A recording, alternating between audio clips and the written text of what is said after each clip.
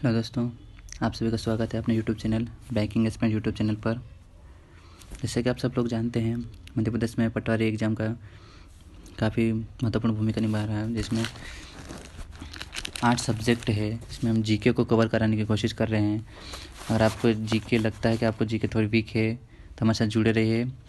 आपको काफ़ी महत्वपूर्ण क्वेश्चन कवर कराएंगे जो पटवारी एग्ज़ाम के लिए काफ़ी महत्वपूर्ण रहेंगे। अगर वीडियो दोस्तों आपको अच्छा लगे तो वीडियो को लाइक करें, शेयर करें अपने दोस्तों के साथ और चैनल को सब्सक्राइब जरूर करें हमारे साथ जुड़े रहने के लिए। तो चलिए दोस्तों, आज का वीडियो शुरू करते हैं बिना देरी किए। नालंदा विश्वविद्यालय की नींव किस गुप्त शासक ने रखी थी? तो दोस्तों, आपको इसका सही उत्तर बताना है। जो नालंदा विश्वविद्यालय की नींव किस गुप्त शासक ने रखी थी? ऑप्शन ए कुमारगुप्त प्रथम, ऑप्शन 2 समुद्रगुप्त, ऑप्शन तीसरा है श्रीगुप्त, ऑप्शन चौथा है चंद्रगुप्त प्रथम। दोस्त, आपको सही उत्तर बताना है। इसका सही उत्तर होगा कुमारगुप्त प्रथम। इसका सही उत्तर है कुमारगुप्त प्रथम ने नालंदा विश्वविद्यालय की नींव रखी थी। कुछ दोस्तों याद रखना है, ये क्वेश्चन काफ़ी महत्वपूर्ण है पटवारी एग्जाम को ध्यान में रखते हुए। इसकी व्याख्या है, कुमारगुप्त प्रथम जिसका शासनकाल था 415 से 455 ईस्वी के मध्य में रहा था और इन्हें सक्रादित्य और महेंद्रादित्य के नाम से भी जाना जाता था। यह काफ़ी महत्वपूर्ण है, इसको ज़रूर याद रखिएगा। और आपको इसी तरह के नोट्स पाने के लिए कमेंट सेक्शन में ज़रूर लिखिएगा। आपको नोट्स चाहिए तो मैं टेलीग्राम चैनल बनाऊंगा जिसमें आपको नोट्स प्रोवाइड करूंगा। और क्वेश्चन एक महत्वपूर्ण ये भी पूछा जाता है एग्जाम में कि भारत का नेपोलियन किसे कहा जाता है? तो वो है समुद्रगुप्त को ही कहा जाता है, जिसे V.S. स्मिथ ने कहा था भारत का नेपोलियन। V.S. स्मिथ ने भारत का नेपोलियन समुद्रगुप्त को कहा था, ये याद रखना है। और इसे कविराज और विक्रमांक के नाम से भी जाना जाता है। और जो श्रीगुप्त है, जो गुप्त वंश के संस्थापक थे, जिन्हें महाराजा की उपाधि भी मिली थी। सेकंड क्वेश्चन की ओर जाते हैं। प्राचीन विद्वान कालिदास किस अवधि के काल से संबंधित है? दोस्तों, तो बताना है आपको कालिदास किस शासन काल के संबंधित है।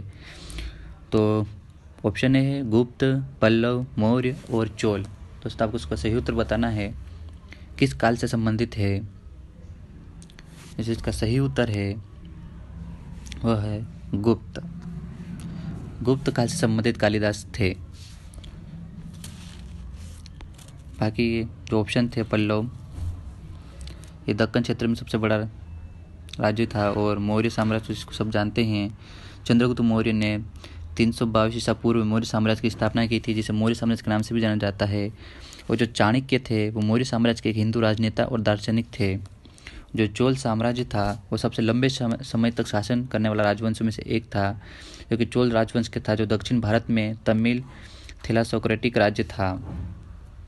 जो दोस्तों आपको जो काफ़ी इंपॉर्टेंट है, जिनको आप नोट करते हुए चलना, जो पटवारी एग्जाम के लिए काफ़ी महत्वपूर्ण रहेंगे। तीसरा क्वेश्चन है, निम्नलिखित में से कौन सा मौर्य काल में भूमि संबंधित कर नहीं था? दोस्तों, आपको बताना जो मौर्य काल में था, जो भूमि संबंधित कुछ कर लगाए गए थे, जो इनमें से कौन सा नहीं है। ऑप्शन ए है भाग, बलि, उदक, शुल्क। तो दोस्तों, आपको इसका सही उत्तर देना है। पर आपको इससे पहले ये बता दूं कि मौर्य काल में जो भूमि संबंधित तो कर थे वो कौन कौन से थे। आपको कमेंट सेक्शन में बताना अगर पता हो तो। अगर नहीं पता है तो ये बताता हूँ। पहला भाग था, कर जो था वो भाग था, बलि भी था और उदक भी था।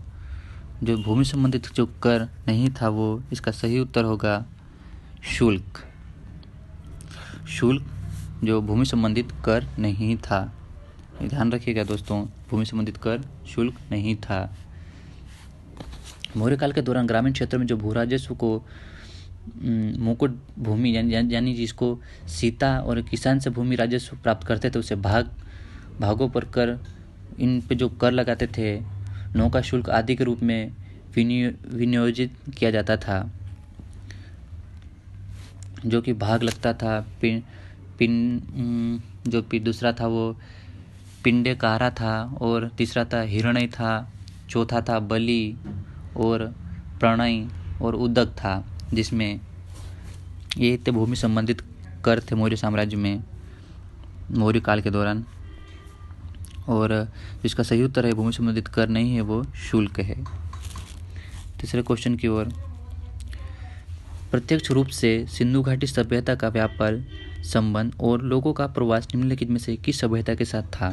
तो दोस्तों आपको सही उत्तर बताना है कि जो सिंधु घाटी सभ्यता का जो व्यापार था और जो लोग प्रवास करते थे निम्नलिखित में से किस सभ्यता के साथ वो अधिकतर करते थे या करते थे? तो आपको ऑप्शन है एक्विलिन, यूनानी, मेसोपोटामिया, रोम। तो दोस्तों आपको इसका सही उत्तर बनना है। इसका जो सही उत्तर है वो है मेसोपोटामिया।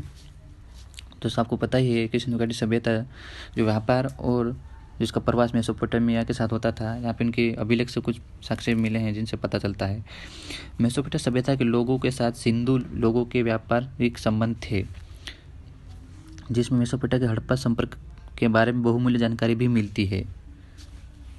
दोस्तों अगर आपको काफ़ी इंपॉर्टेंट जानकारी लगती है तो आप इसको नोट भी करते हुए जाइए, ये काफ़ी इंपॉर्टेंट है।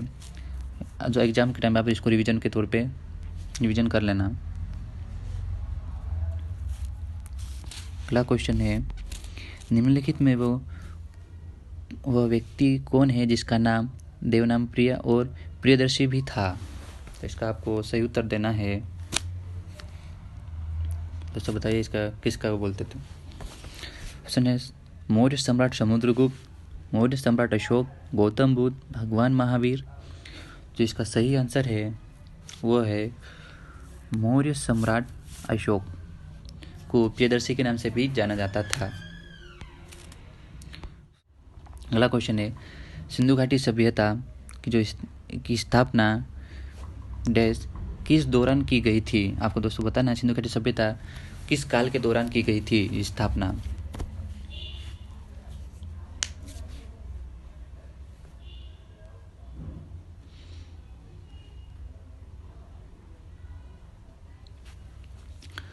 दोस्तों आपको उसका सही उत्तर बताना है। जो सिंधु घाटी सभ्यता की स्थापना ताम्रपाषाण युग में की गई थी। दोस्तों इसका सही जवाब होगा ताम्रपाषाण युग में की गई थी सिंधु घाटी सभ्यता की। नवपाषाण काल के अंत के दौरान धातु और आमतौर पर तांबे और कांस्य का उपयोग शुरू हो गया था। ताम्रपाषाण काल को पाषाण तांबाचरण के नाम से भी जाना जाता है। इन्होंने देवी माँ की पूजा की थी। पुरापाषाण काल इस चरण के अंत में होमोसेपियंस दिखाई दिए थे। पुरापाषाण काल में अंत में जो होमोसेपियंस दिखाई दिए थे। और जो मध्यपाषाण काल है इसमें पशु का पालन पोषण शुरू हुआ। मुख्यतः कुत्तों और विशिष्ट उपकरण बनाए गए थे। और जो नवपाषाण काल था इस दौरान लोग आंख और पहिए के बारे में जानते थे। जो इसका सही उत्तर है, सिंधु घाटी सभ्यता है ताम्रपाषाण काल से संबंधित है। ताम्रपाषाण युग में जिसकी स्थापना हुई थी।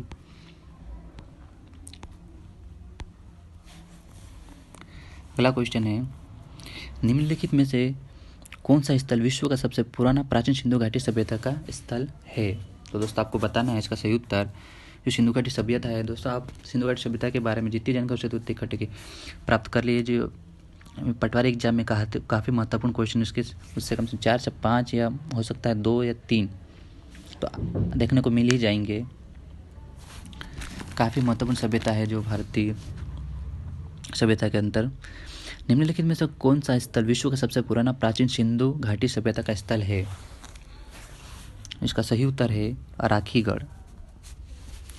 राखीगढ़ विश्व का सबसे पुराना प्राचीन सिंधु घाटी सभ्यता स्थल है। राखीगढ़ जो कि हरियाणा में स्थित है, एक गांव है। दुनिया के सबसे प्राचीन सिंधु घाटी सभ्यता के स्थल के रूप में जाना जाता है, जिसमें सरस्वती नदी के मैदान में स्थित है। यह काफ़ी इम्पोर्टेंट है।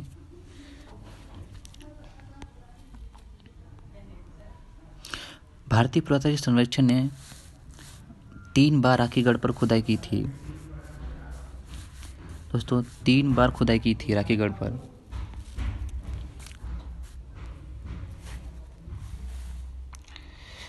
अगला क्वेश्चन है, किस वेद में गायत्री मंत्र समाहित है। दोस्तों काफ़ी इंपॉर्टेंट क्वेश्चन है, आप इसको 3 स्टार मान लीजिए। ये काफ़ी इंपॉर्टेंट क्वेश्चन है।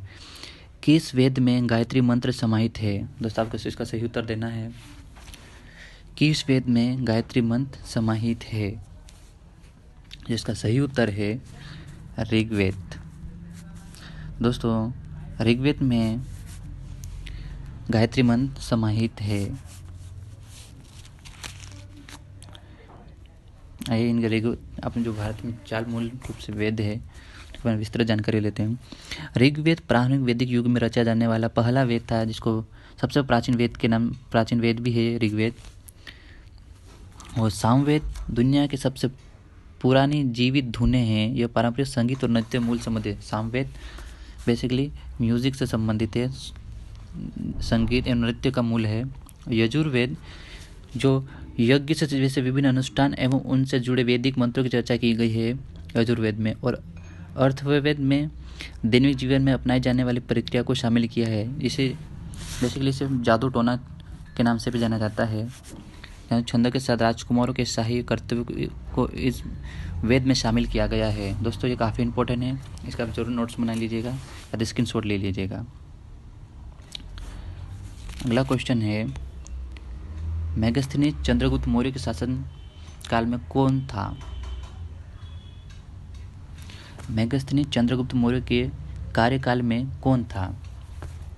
ऑप्शन है आक्रमणकारी था, राजदूत था, पुजारी था, मंत्री था। तो उसका सही उत्तर है चंद्रगुप्त मौर्य शासनकाल में यह राजदूत था, राजदूत के तौर पर था। मेगास्थनीज यूनानी इतिहासकार और राजनीतिक और अन्वेषण मेगास्थनीज हेलेनिस्टिक युग के 350 से 290 ईसा पूर्व में रहता था, जिसने मेगास्थनीज की महत्वपूर्ण पुस्तक है जिसका नाम इंडिका, जिसमें भारत का वर्णन किया गया है। ये क्वेश्चन कई एग्जाम में पूछा गया है कि मेगास्थनीज द्वारा रचित पुस्तक का नाम लिखिए या नाम बताइए कौन सी पुस्तक है, जिसका पुस्तक का नाम है इंडिका, भारत, जो कि भारत का वर्णन मिलता है। ठीक है दोस्तों, ये हो गया पूरा क्वेश्चंस। दोस्तों आपको वीडियो कैसा लगा। अगर आपको वीडियो अच्छा लगा तो like and share and subscribe जरूर कीजिएगा।